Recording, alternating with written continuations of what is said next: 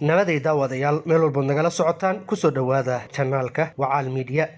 Sidan wada ogsoonnahay amniga wadan walba oo caalamka ku yaala kaliya kuma xirna xuduudda ciidanka military ee dalkaasi uu haysta, balse waxaa lafdhabar u ah heerka maskaxda sirdoonkooda. hadba heerka aqoonta iyo feejignaanta ay leedahay hay'ad sirdoon ayaa waxa ay suurtagelisaa in uu wadankaasi ka adkaado cadowgiisa. haddaba maanta waxaan halkan inkula wadaagi doonaa hadduu alla idmo 10 hay-ada sirdoon ee caalamka ugu awooda badan, inagoo ka bilaabi doona midda koobaad ilaa aan ka gaarno midda 10aad. aynu ku bilaabnay hay-adda koobaad waxaa la yiraahdaa CIA, waxaana leh wadanka Mareykanka. hay-adani oo la aasaasay sanadka markuu ahaa 1947 waxa uu fadhigeedu yahay magaalada Fairfax ee ku taala wadanka Mareykanka. CIA-da waxa ay qayb ka qaadatay in uu Mareykanka noqdo wadanka adduunka ugu awooda badan. hay-adan waxay mar lahaan jirtay shirkad duulimaad oo la yiraahdo Air America, taa oo u shaqayn jirtay qaab rayid ah, balse lagu fulin jiray howlgallo lagu baacsanayo dadka lagu tuhunsan yahay in ay lid ku yihiin dalka Mareykanka. hay-adani waxaa la aaminsan yahay in ay leedahay shaqaale dhan 20,000 oo ka kala shaqeeya daafaha dalka Mareykanka. sidoo kale waxaa xusud mudan in hay-adani ay leedahay xafiisyo ku kala yaala guud ahaan caalamka, balse ilaa hadda lama garanaya tirada xafiisyada ay CIA-da ku leedahay guud ahaan caalamka. kaalinta labaad waxaa buuxiyey MI6 dalka Ingiriiska. hay-adda MI6 waxaa dib u habeyn lagu sameeyay sanadka markuu ahaa 1909 isla markaana waxaa fadhigeeda laga dhigay magaalada London ee dalka Ingiriiska.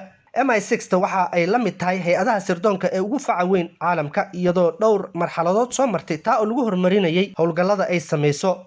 hay-adan ayaa markii hore waxaa aasaasay nin la oran jiray Sir Francis Walsingham sanadka markuu ahaa 1569. Walsingham oo xilliga ahaa wasiirka arrimaha gudaha ee dalka Ingiriiska ayaa waxa uu fikrad ka dhaadhiciyay boqoradii markaa jirtay ee la oran jiray Queen Elizabeth I, taa oo aqbashay in la aasaaso hay-ad sirdoon oo u shaqeysa wadanka Ingiriiska. magaca ay hadda hay-adda isticmaasho waxaa bixiyay Cornell la oran jiray Mansfield Cumming sanadka markuu ahaa 1909. tallaabadan ayaa loo qaaday sidii xogo sirdoon loo heli lahaa, kuwa oo looga hortagaya hagardaamooyinka ay maleegayaan wadamada shisheeye ee ka soo horjeeda dowladda Ingiriiska. maanta hay-adan waxa ay ka mid tahay wada shaqaynna ay la leedahay hay-adaha sirdoonka caalamka ee ay ka mid yihiin CIA-da dalka Mareykanka.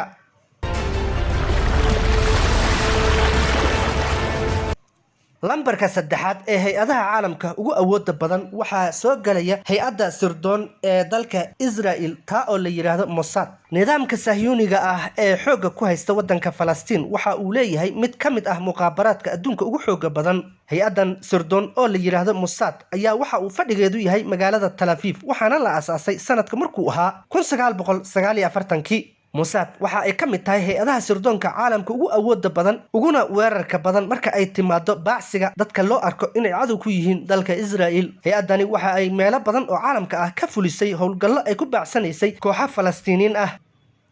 howlgalkii ugu xooga badnaa waxa ay hay-adan ka fulisay wadanka Lubnaan, iyadoo ku baacsanaysay kooxo Falastiiniin ah oo lagu tuhunsanaa inay dileen 11 muwaadiniin Israa'iiliin ah sanadka markuu ahaa 1972.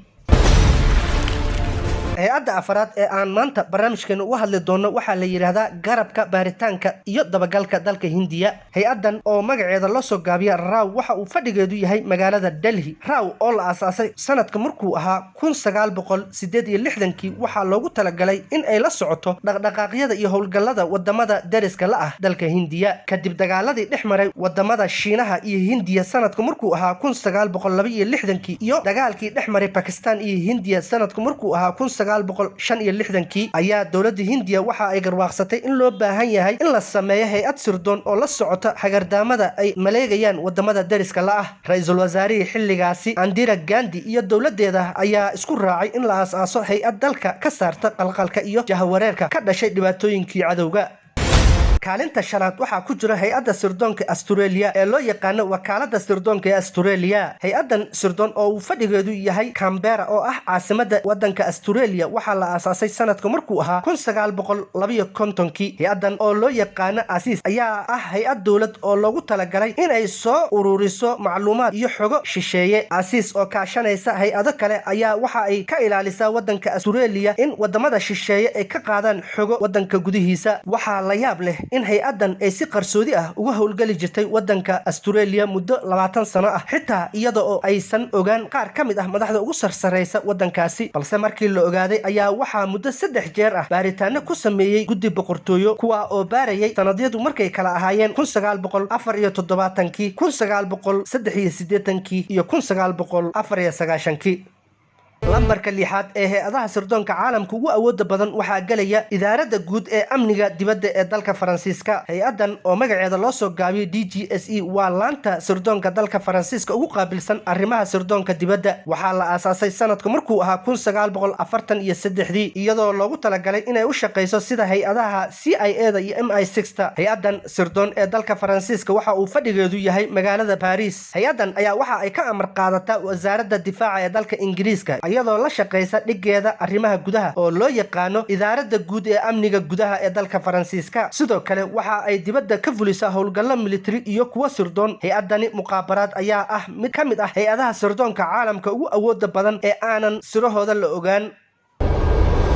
lambarka 7 hay-adda muqaabaraadka federaalka ee dalka Jarmalka waa hay-ad sirdoon oo waddanka Jarmalka uu leeyahay taa oo la aasaasay sanadku markuu ahaa 1956. hay-addani oo loo yaqaano BND waxa ay ururisaa qiimeysaa xogaha la xiriira argagixisada caalamiga ah, xogaha ku saabsan isticmaalka hubka halista ah, dambiyada internetka lagu geysto iyo wixii la mid ah. hay-addan waxa uu fadhigeedu yahay magaalada Berlin ee dalka Jarmalka. lambarka 8 waxaa galaya wasaaradda amniga Shiinaha. wasaaradda amniga Shiinaha waxa ay la mid tahay sida hay-adaha sirdoonka caalamka. hay-addan waxa uu fadhigeedu yahay magaalada Beijing ee dalka Shiinaha. howlaheedu ugu waaweyn waxa weeye in ay fashiliso dhammaan wixii hagardaamo ah. wasaaraddan waxa ay maamushaa machad ururiya xogaha caalamka. hay-addan sirdoon ee dalka Shiinaha ayaa la aasaasay sanadka markuu ahaa 1983. lambarka 9 howlaha amniga federaalka ee dalka Ruushka. hay-addan waxa uu fadhigeedu yahay magaalada Lubyanka Square oo ku taala dalka Ruushka. waxaa la aasaasay sanadku markuu ahaa 1995. hay-addan oo magaceedu la soo gaabiyo FSB waxa ay ka shaqeysaa raadinta iyo baaritaanada howlaha sirdoonka gudaha dalka Ruushka. sidoo kale waxa ay la dagaalantaa dhammaan howlgallada la xiriira faldambiyeedyada argagixisada iyo kala gudbinta darogooyinka. sanadkii 2011 hay-addan waxa ay ku guuleysatay in ay fashiliso 91 falal argagixiso kuwa oo la doonayay in laga fuliyo waddanka Ruushka. sidoo kale waxa ay fashilisay ismiidaamin la doonayay in lagu qarxiyo magaalada Moscow ee dalkaasi Ruushka sanadku markuu ahaa 2012. hay-adda ugu dambeysa ee lambarka 10 galaysa waa hay-adda sirdoonka dalka Canada. hay-addan oo ah mid muqaabaraad oo dalka Canada ka jirta ayaa la aasaasay sanadku markuu ahaa 1984. hay-addan oo magaceeda loo soo gaabiyay CSIS ayaa ka shaqeysa arrimaha sirdoonka ee dalka Canada. howlaha shaqo ee hay-addan sidoo kale waxaa ka mid ah ururinta sirdoonka, fulinta howlgallada iyo ka hortagga khataraha amni ee dalkaasi. hay-addani ayaa waxa ay Canada ku matashaa golaha iskaashiga sirdoonka caalamka ee u dhaxeeya wadamada UK, US, Canada, Australia iyo New Zealand.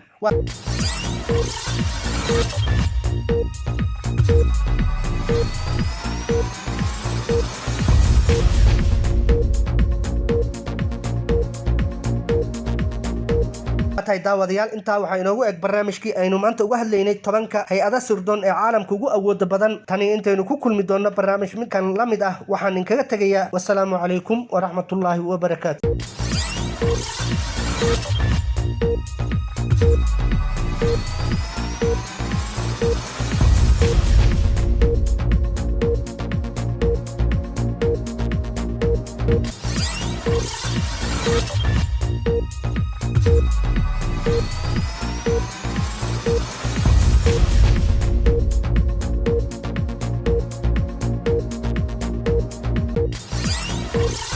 you